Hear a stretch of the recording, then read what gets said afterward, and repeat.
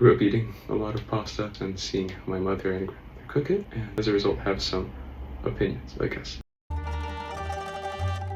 My mother is Italian. She grew up in Genova in northern Italy. I grew up speaking Italian, going to visit my grandmother and grandfather frequently. So I have like a dear relationship with Italian cooking, and a big part of that is pasta. One thing I'm asked sometimes, like, what's your favorite shape? And I always give my cop-out answer, which is also the correct answer. And this is the wrong question to be asking, because the right shape is dependent on the sauce and the dish you're using it in. A dish I love, that is like my sort of comfort food, is pasta pesto. For that, a great option is trofie, a shape that are hard to find in the US, but are like a short, slightly twisting pasta shape and little potato chunks that you'll boil along with the pasta, and you throw this all together along with the pesto, some pasta water, maybe some butter, and it makes this creamy, aromatic, lovely, cheesy sauce.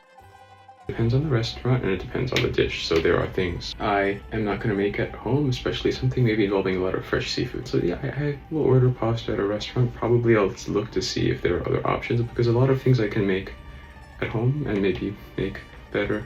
Making pasta at home is something more people should explore. It's not that hard. It's physically demanding if you don't have a pasta machine, but it can be done with a rolling pin. Some shapes I think are overrated. I don't love bucatini.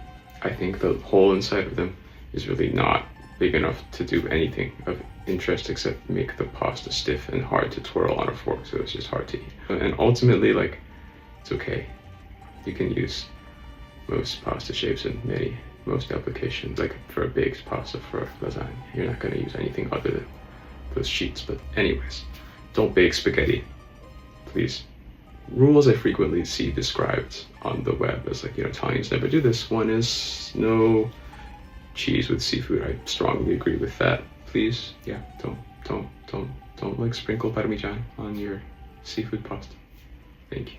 Another one is you never break the pasta. I feel like I've seen a zillion videos of someone breaking pasta in front of Italians and then being offended. I understand why you don't want to break the pasta. It's that length for a reason, but on the other hand, like, maybe your pot's not big enough for the pasta. Like, yeah, I understand it'll boil and curl, but if you're worried about it sticking together, you have to do something else. You can't watch it and turn it all the time.